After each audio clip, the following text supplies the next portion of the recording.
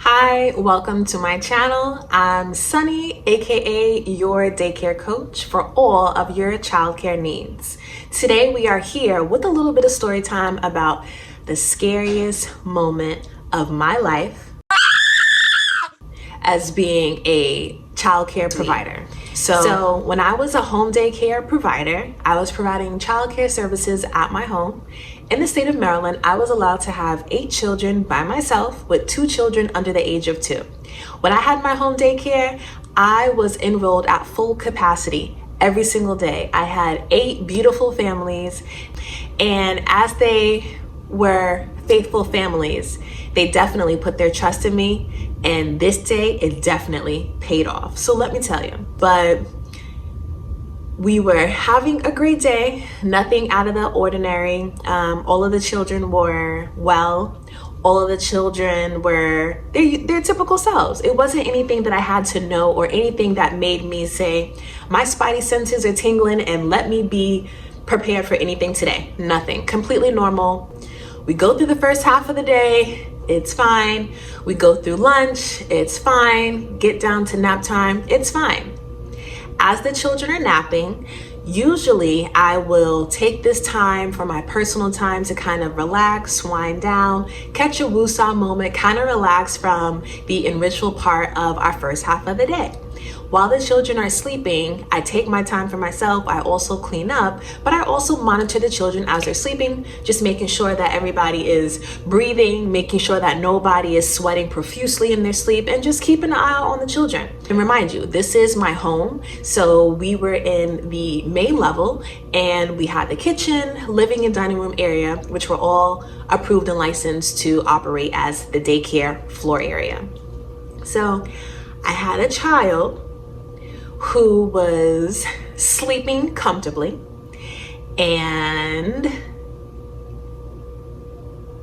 drumroll please, I go to check on that child and something just seemed very, very off.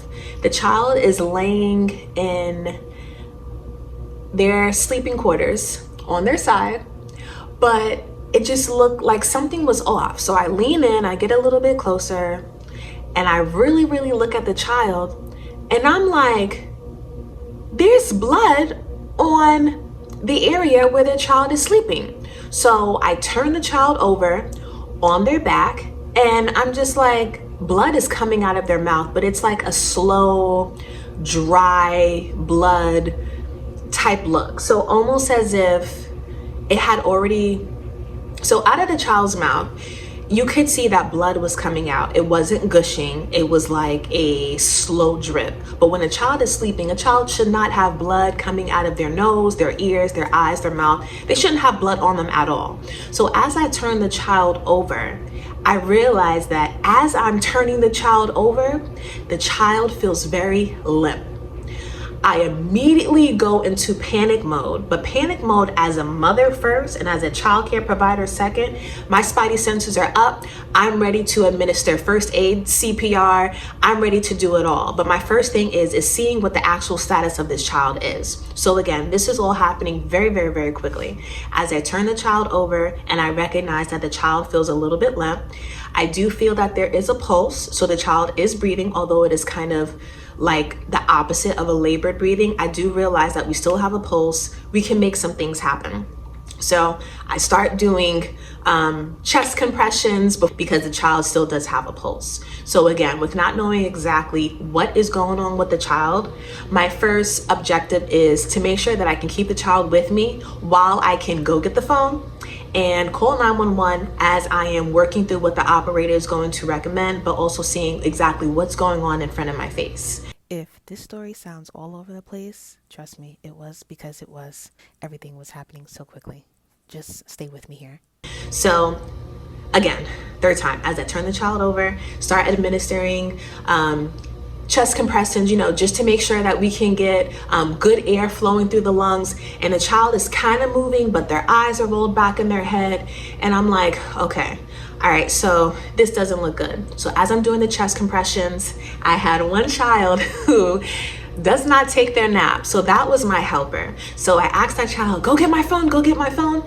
I have my AirPods in, so I'm able to call 911, speak to the operator, but also be present with that child. And also remind you, I am responsible for 7 other children. So as all of this is going on, I'm turning the lights on, I am with the child, but also making sure that the rest of the children are good, because I have no idea what this is attributed to. I'm not sure, was it something they ate? Are they having an allergic reaction? Did I not catch it in enough time? All of these different circumstances are running through my head as to what caused this. But again, as everything is running through my head, I'm still in the moment of making sure that this child is okay, that I don't lose this child, that I don't lose this child. That's all I'm worried about right now. But also making sure that the rest of the children are safe and sound as well. So the lights are on.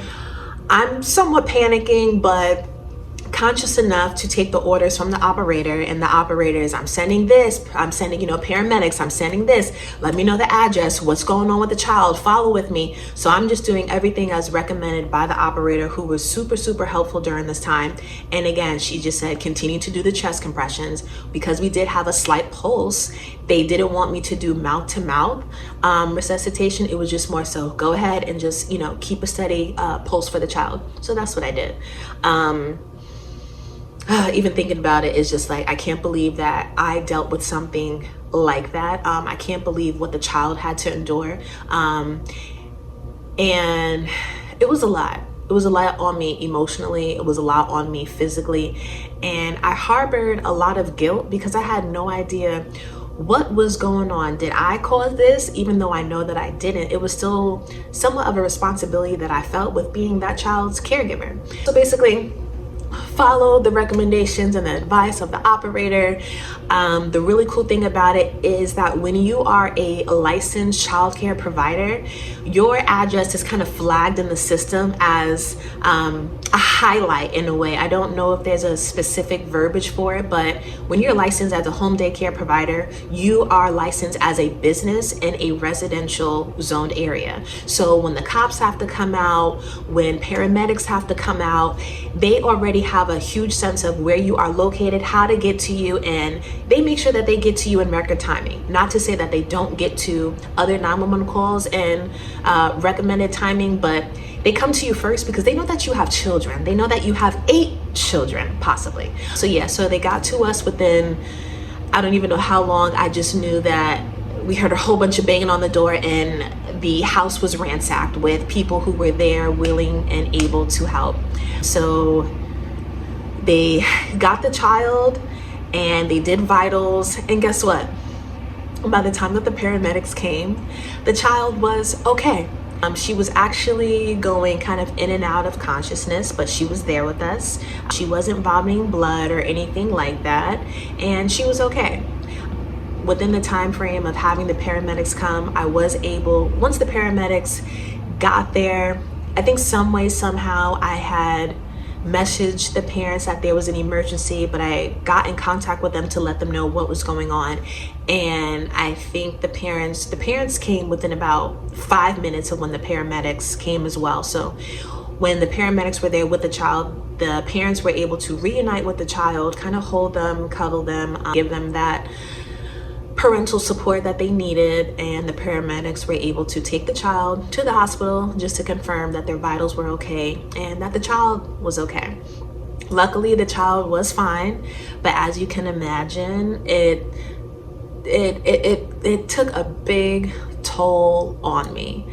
And I was very nervous. I was very, very nervous. I was very nervous when any of the children would go down to sleep, because I'm like, how did this happen? Is this going to happen again? Am I going to be fortunate enough to catch it? So it was a lot of anxiety that I had to deal with working with the children. But again, because it wasn't anything that was within my control, it was an isolated incident that happened with the child, and come to find out, the child was suffering from seizures. So with that being said, I did have to let the parents know because of the health scare, that they would need to get the child seen, have a health plan in place, and also that I would need to take proper training to ensure that in future situations that I can make sure that I handle a possible seizure situation properly.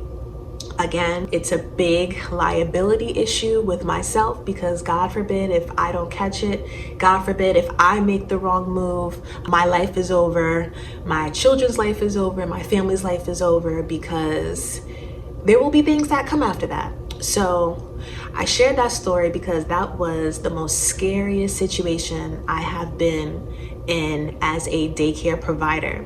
But I also share this story to enlighten you all with how important it is to supervise your children, to monitor your children, and to always be alert, especially the home daycare providers, because it may just be you. You may not have an assistant, you may not have an extra teacher that provides extra set of eyes on hands. It might just be you. You might be the daycare provider that is approved to have children on multiple floors, and you have children in the sleeping quarters, and you might set up a surveillance system with the children in the room, but you're upstairs or downstairs doing dishes, cleaning up, and in a split moment, you take your eyes off of the children for 5 minutes.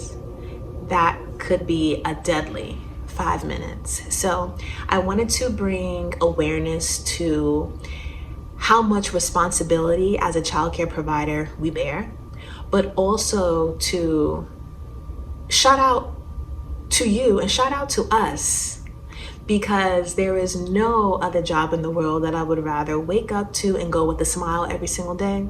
So kudos to you. Doing an amazing job. And if you're here watching this video, it's probably because you follow me from the other videos and you want to make your center better. You want to open up a childcare program, or you are doing the footwork and the research to see what it takes and how to make your program amazing once you get it started. So just know we bear a lot of responsibility and we are the bomb. So in an effort to continue being the bomb, make sure that you are continuously taking classes and courses to educate yourself, that you are mentally ready to take on other people's children. And when you feel that you can no longer take it, take a break. So when you cannot take it anymore, take a break. Understand how important mental health is. Find resources that are available to you. Reach out to me, reach out to other providers, and figure out what needs to be done to ensure that you are in a safe mental place to be the best provider that you can be. It won't always be clouds, it won't always be sunshine and rainbows, but you chose this profession for a good reason, and make sure that you are not burnt out, because if you are not good for yourself, you are not good for anyone else. So again, that was my most scariest situation with being in early childhood when I was a home daycare provider. And luckily I have not had to deal with that as a director to multi-site centers. However, that responsibility is now passed on to my teachers. So again, I have to make sure that I am providing the support and the knowledge to all staff to ensure that they too can be aware of their surroundings when it comes down to children every second, every moment of the day. So yeah, do you guys have any stories that almost made you quit childcare, or that definitely threw you for a loop? Share below, share.